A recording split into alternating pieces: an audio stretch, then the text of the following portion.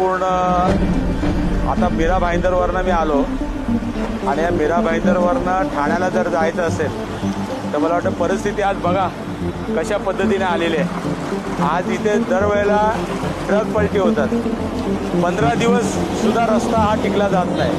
म्हणजे कशा पद्धतीने या ठिकाणी भ्रष्टाचार चालू आहे आणि ज्या पद्धतीने तुम्ही बघितलं रस्त्याची अवस्था बघा कधी आहे। आज कित्येक ठिकाणी हा रस्ता खचले गेलेला आहे आणि हा 8 दिवसापूर्वी या ठिकाणी सिमेंट भरला होता, तर 8 दिवसामध्ये त्याचं त्या ठिकाणी खडी बाहेर निघून आज हे झालंय।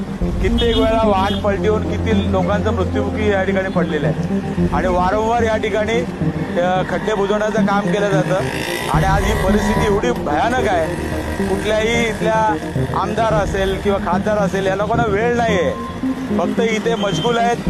हे कार्यकर्ते फोडा, ते कार्यकर्ते फोडा। आज तुम्ही बघितलं असेल या संपूर्ण ठाणे शहरामध्ये खड्ड्यांचं साम्राज्य झालेलं आहे आणि आज त्या तिथे महापालिका MSRDCवरती जे ढकलते, त्यानंतर MSRDC ह्याच्याकडे ढकलते महापालिकेवरती, अशी सर्व टोलवाटोलवी चालू आहे आणि आज सर्वसामान्य माणूस आज कशा पद्धतीने या ठिकाणी जीव धोक्यात घालून या ठिकाणी रस्त्यावरनं बिचारे गाडी नेत आहेत। मला वाटतं या गोष्टीचा सर्व नागरिकांनी याची दखल घेतली पाहिजे, यांना घरी बसवलं पाहिजे।